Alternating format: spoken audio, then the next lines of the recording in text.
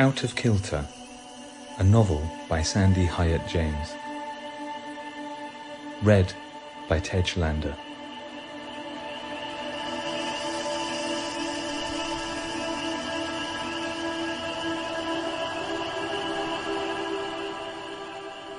Dedicated to Leon, Elise, Axel and Scarlett.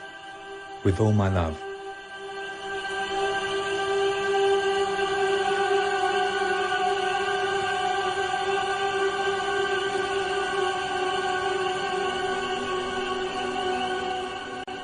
Chapter 1.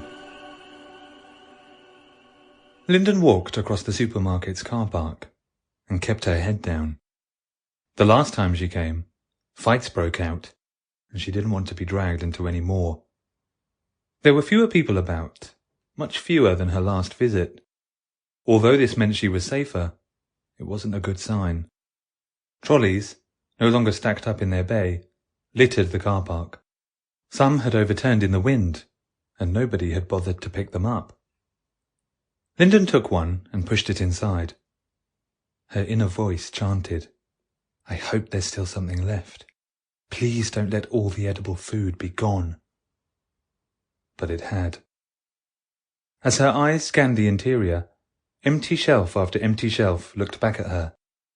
Her local supermarket, once full with food of every description, now resembled a deserted aircraft hangar. A woman with red hair and greying roots almost collided with her trolley. Untangling her coat from the contraption, the woman said, "Not much point coming in here anymore." Linden looked further ahead, and she thought she saw some tins of something. Not wanting to let the woman in on her supposed find, she mumbled an agreement and turned her trolley to go. The woman said, "You're looking at tins of runner beans? That's all there is now." "Only runner beans?" "No sustenance in them, is there? All the good stuff's gone. I was here only 3 days ago and managed to get the last couple of tins of corned beef. I also got some flour, but that's all out now. When the electric went off, people ran down here and took everything they could. That's the trouble." Moving away, Linden said, "Oh well, I'll just have a look around anyway." "There's still some items in the chemist section."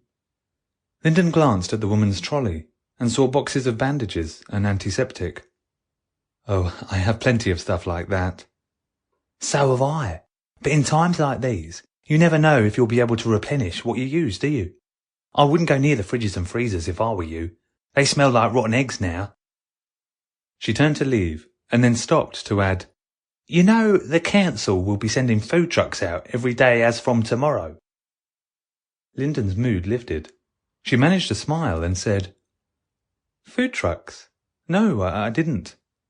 "There's a poster up outside about it. Don't get your hopes up, though. They're only coming once a day, and will only be supplying sandwiches." The woman headed towards the exit, saying, "I'd get some of that bottled water if I were you.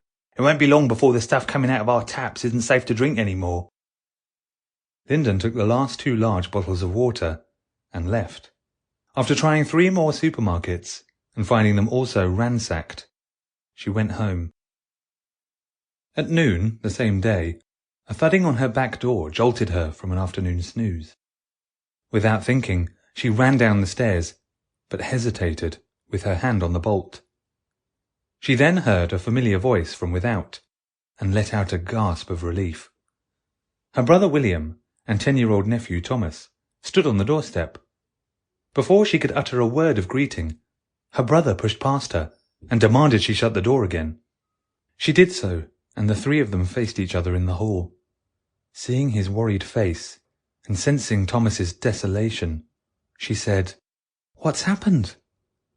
Thomas ran to her. "Mum's dead," he sobbed into her chest. She soothed him, looked over his head and mouthed to William, "What?" "They were coming for Dad," the boy said. "But we were out looking for food. Mum was at home and she—" His sobs filled the hallway. Noting William's stricken look, she took Thomas into her sitting room and asked him to wait while she spoke to his father alone. Sample complete. Ready to continue?